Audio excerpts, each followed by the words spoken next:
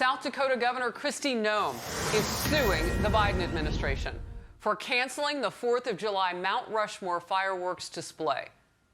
Noem is accusing the Biden administration of abandoning this tradition without a meaningful explanation. She's asking a federal court to grant them a permit expeditiously. Pete Hegseth is co-host of Fox and Friends Weekend and next week's host of Fox News Primetime, 7 p.m. Eastern. We won't miss a night.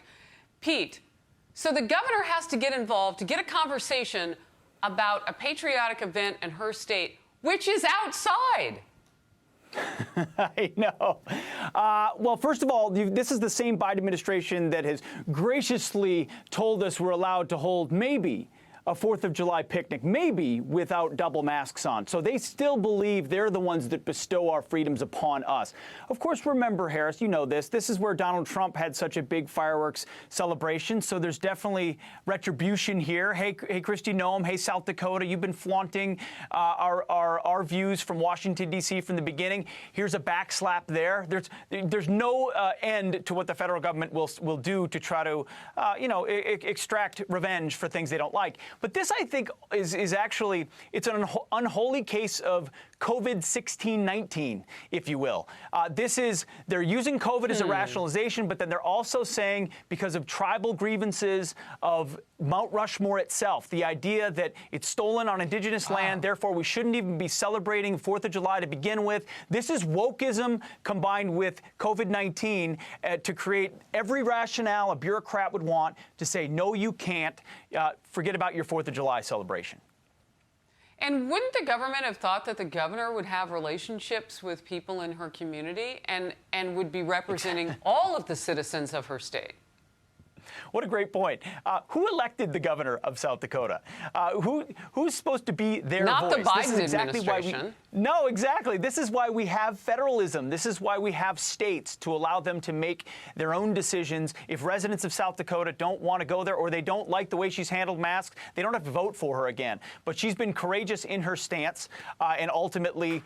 But listen, this is Teddy Roosevelt. This is Abraham Lincoln. This is Washington and Jefferson, two of which were slave owners, one of which didn't do enough when he won the Civil War. And of course, Teddy Roosevelt was an Americanist who believed in not seeing shades of skin and pushing past that. That's too much. And ultimately, you know where we are in our culture right now. Yeah, the woke folk.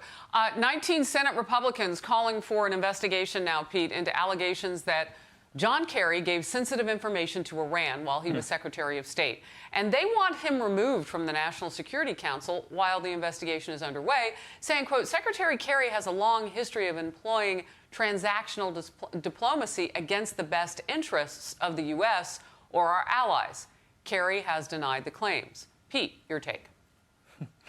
Long history is an understatement, Harris. Look at how he betrayed his fellow soldiers during the Vietnam War. Happy to give information, quarter, and propaganda to the enemy at that point, even while wearing his own nation's uniform. This doesn't surprise me. He's been in bed with the Iranians this entire time, including with the Iran deal. Why wouldn't he go behind our backs, the Trump administration's back, or anybody else when he was Secretary of State, and make mention of sensitive information that serves his interests, not America's national security interests, but John Kerry's interests.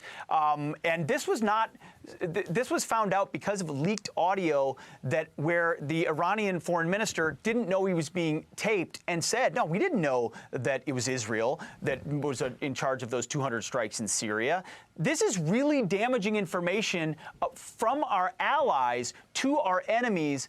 Absolutely, John Kerry should be suspended pending review. And everybody who knows what he's all about knows this is probably true.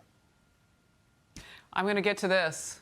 Hunter Biden gearing up for a speaking gig at Tulane University this fall. The Daily Caller is reporting the president's son still owns shares in a Chinese private equity firm, even though President Biden made this promise during the campaign. Watch and listen. No one in my family will have an office in the White House, will sit in meetings as if they're a cabinet member, will in fact have any business relationship with anyone that relates to a foreign corporation or a foreign country. Period. Period. End of story. Do they not talk to each other, he and Hunter? Well, he knows the media is going to cover for him, as they always have. You could drive a truck through the caveats of that statement, by the way, and ultimately, why are we surprised? I mean, Joe Biden's also looked at us and said, look at me, man. Come on, man. I'm not a socialist. Do I look like a socialist? And then he stood at the podium on Wednesday and delivered a socialist manifesto that makes the so-called squad beyond proud. So he's been willing to misrepresent whenever it serves his interests, and he's sold out to China. And as evidence of the fact that his son still is involved there, how could you allow a family member to be tied to the communist Chinese, our biggest rival, you could say enemy, on the global stage? How, in any way, is that acceptable for the leader of the free world? They know the press won't press him on it. Thank goodness folks like you do, Harris. But this is the double standard that is the standard of the left. Pete Hegseth, thank you so much. I'll watch you this weekend, Fox and Friends Weekend co-host and star extraordinaire. And my friend. Thank you. I don't know about that. Likewise. Thank you, Harris.